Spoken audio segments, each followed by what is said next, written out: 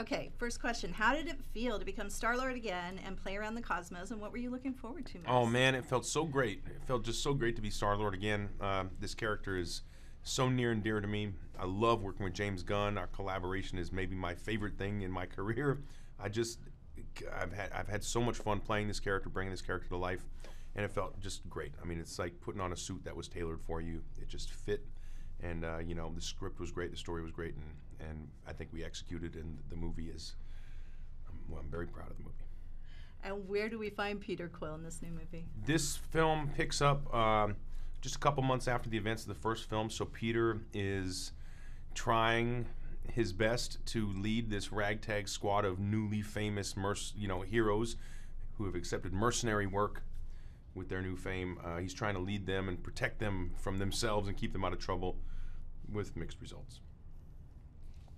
Why is finding his father such an important personal quest for Peter? Well, I mean, you know, this is grounded in reality, and even though this is set in space and it's this epic space opera and it's part of the Marvel Cinematic Universe, the character is very much grounded in reality. And you know, he was a boy who never knew his father, and constantly questioned his origin and where he came from. And all he knew was that his mother told him his father was from the stars, and when she passed away, he ended up going up into space and never was given that answer. So he's a little insecure about it, and as you would be, he wants to know who his father is, and you know, it's very human. It's a very human desire and need to know where you're from. Tell us about Star-Lord's relationship with the other Guardians this time around.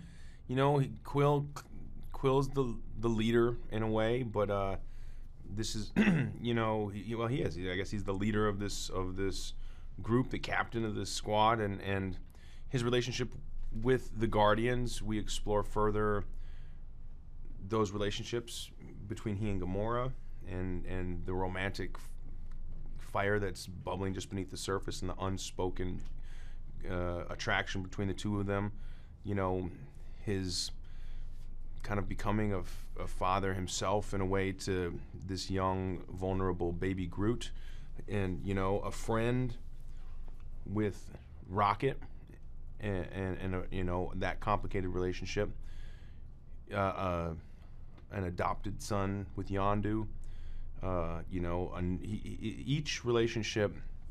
Those are the main relationships that we explore with Quill, but there are also relationships that are explored between other characters, and like any great movie, this film does focus on relationships, and we learn a lot about characters through how they relate to one another. I just got out of Kurt's room and I asked him about working with you, and he could not have had more nicer things to say. Oh, I mean, he nice. just loves you. What was it like for you as an actor to work with Kurt? Real nightmare. I mean, real nightmare. He claims to love me, but he's very abusive. Very abusive. No, Kurt's awesome. Kurt's a great dude. Kurt is straight up. He's like he's honest and very straightforward. You'll never question where you stand with him. He'll tell you, and he's incredibly nice. I don't know. I really love him. I love him, and I asked him to be my dad in real life. Rest in peace, Bob. But you've been replaced, okay, by Snake Plissken, so you get it. I thought James Gunn was just so incredible. I mean, so well spoken. But then you met him. So much and energy. You realized you were wrong. He's the worst. Oh, he's insane. Get it. What was there a certain comfort level working with him again, and why? What do you find so appealing working with James? James and I have a shorthand. James and I have a shorthand professionally, comedically. Like, we can just look at one another and start laughing. It's like we can kind of read each other's minds, and I think that's a result of working intensely together for years and years now.